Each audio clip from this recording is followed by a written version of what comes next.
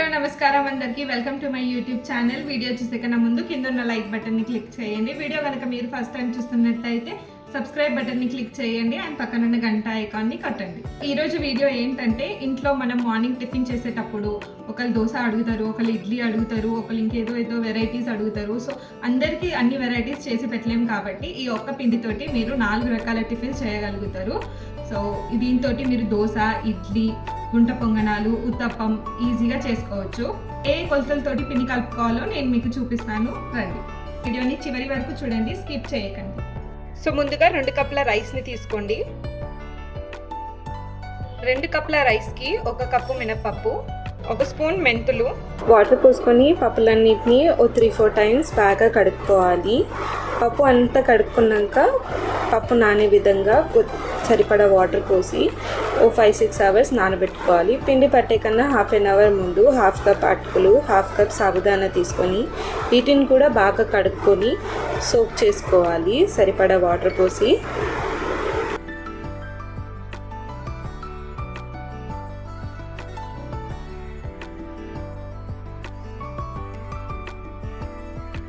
పప్పు అయితే బాగా నానిపోయిందండి, చూడండి. పప్పు, బియ్యం, ఇంకా మనం తీసుకున్న అటుకులు, ఇంకా సాబుదానా కూడా మంచిగా నానాయి. సో ఇప్పుడు దీన్ని మనం మిక్సీ జార్లో వేసుకొని మిక్సీ పట్టుకుందాం. మెత్తగా పిండిని గ్రైండ్ చేసుకొని తీసుకోవాలి. ఇంకా మిగిలిన పప్పు ఉంది కదా, అది కూడా వేసి గ్రైండ్ చేసుకుందాం. మీరు ఇంట్లోకి ఏ రైస్ అయినా వాడచ్చు, కావాలంటే ఇడ్లీ రైస్ కూడా వాడుకోవచ్చు, లేకపోతే నార్మల్ రైస్ అయినా వాడచ్చు, అది మీ ఇష్టం. నెక్స్ట్ మనం తీసుకున్న సగ్గు బియ్యం, అటుకులు కూడా వేసి గ్రైండ్ చేసుకుందాం. ఇందులో కొంచెం వాటర్ పోసుకోండి. ఇది కూడా మిక్సీ పట్టేసాం, ఇది కూడా యాడ్ చేసుకుందాం ఇందులో. ఇప్పుడు మనం మిక్సీ పట్టి వేసుకున్న పిండిని అన్నిటిని బాగా కలుపుకోవాలి. అంతా చక్కగా కలిసేలాగా కలుపుకోవాలి.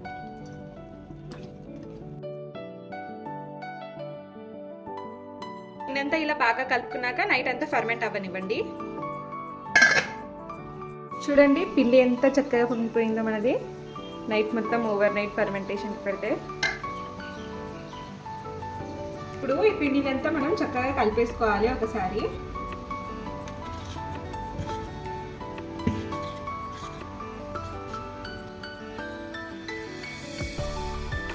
అయితే నేను ఇడ్లీ వేసుకుంటాను, సో ఇడ్లీకి పిండి ఎలా కలుపుకోవాలో చూపిస్తాను.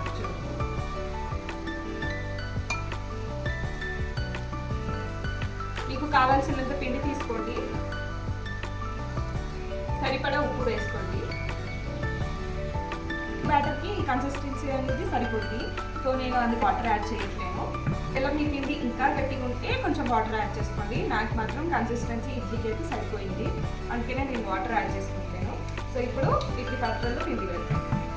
గిన్నెలో వాటర్ పోసి ప్రీ బాయిల్ చేసుకుందాం.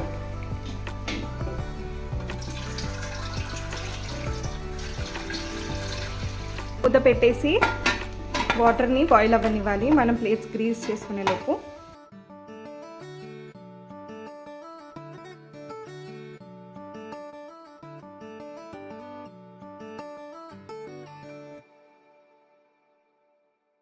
బాగా మరిగిపోయాయి.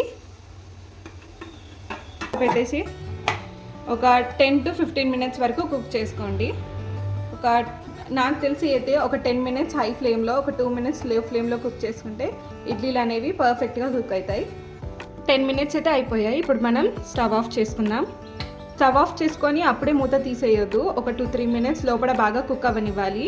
ఒకవేళ మీరు అలానే తీసేస్తే లోపల అనేది పచ్చిదనం అలానే ఉండిపోద్ది. సో ఒక 2 మినిట్స్ పక్కకు అలానే ఉండనివ్వండి.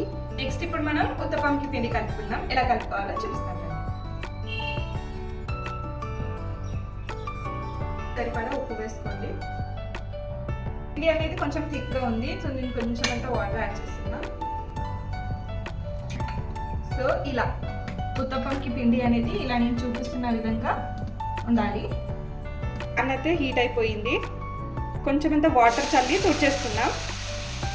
ఏదైనా క్లీన్ క్లాత్ పెట్టి తుడిచేసుకోండి. ఉత్తప్పం అనేది థిక్గానే ఉండాలి, పల్చగా వేసుకోకూడదు. ఇలా థిక్గా వేసుకోవాలి కొంచెం. ఇందులో పైనంగా మీకు కావాల్సిన వెజిటేబుల్స్ యాడ్ చేసుకోండి. నేనైతే ఇక్కడ క్యారెట్స్ యాడ్ చేస్తున్నాను. కొంచెమంత కరివేపాకు, కొంచెమంత కొత్తిమీర, కొన్ని ఆనియన్స్, ఇంకా కొంచెమంత ఆయిల్ చల్లుకోండి. ఇది లో ఫ్లేమ్లో పెట్టి ఒక 2-3 మినిట్స్ కుక్ అవ్వనివ్వండి. అండి కిందంగా ఉత్తప్పం అనేది ఎంత మంచి గోల్డెన్ బ్రౌన్ కలర్ వచ్చిందో. ఇప్పుడు దీన్ని ఫ్లిప్ చేసుకుందాం.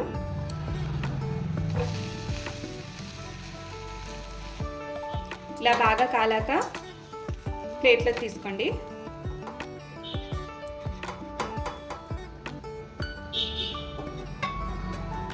ఇప్పుడు ఇదే పిండితోటి ఇదే పెనంలో దోశ ఎలా వేసుకోవాలో చూపిస్తాను. దోశకి కూడా సేమ్ పిండి అండి, కాకపోతే పల్చగా వేసుకోవాలి.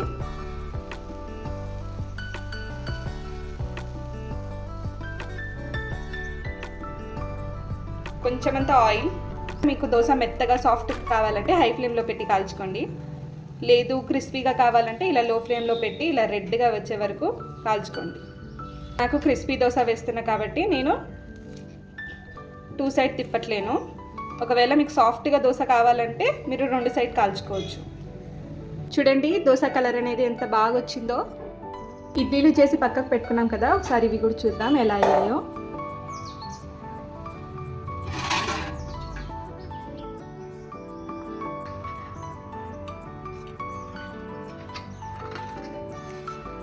ఒక స్పూన్ సహాయంతో అయినా లేకపోతే ఒక నైఫ్ సహాయంతో అయినా ఇలా డిమోల్డ్ చేసుకోండి.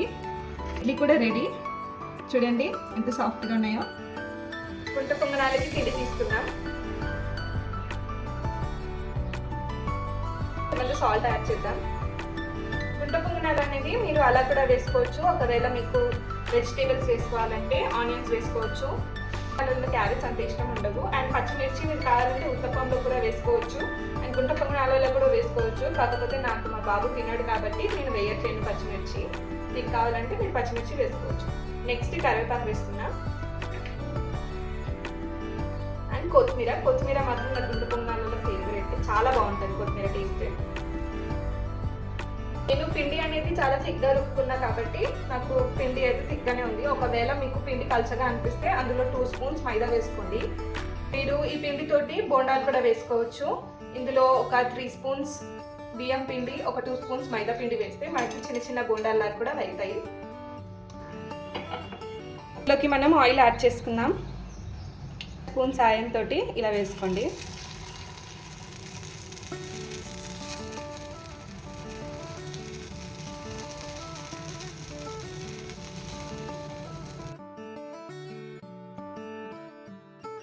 మూత పెట్టి ఒక 2-3 మినిట్స్ కుక్ అవ్వనివ్వండి. దీన్ని మనం ఫ్లిప్ చేసుకోవాలి.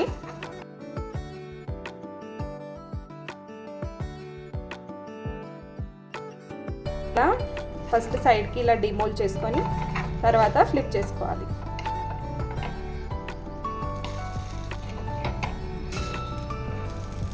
ఇలా ఫ్లిప్ చేసుకున్నాక ఇంకొక 2 మినిట్స్ కుక్ చేసుకోండి. 2 సైడ్లో బాగా కాల్చుకున్నాక ఇప్పుడు మనం వీటిని తీసేసుకుందాం.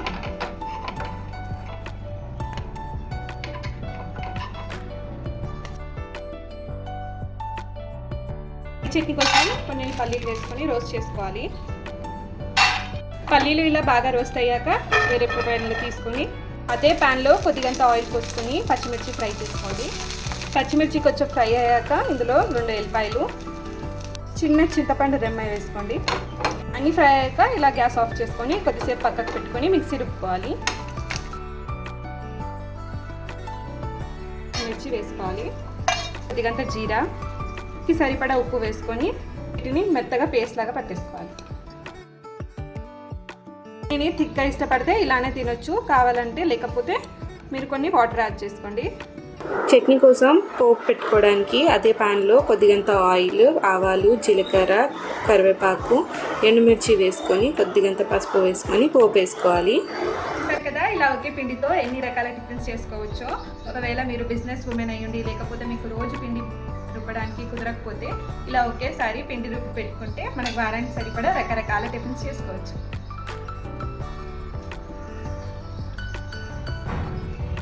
టేస్ట్ కూడా చాలా బాగుంటుంది. ఈ వీడియోస్ కనుక మీకు నచ్చినట్టయితే please like, share and subscribe. మరిన్ని వీడియోస్ కోసం కమెంట్ చేయండి.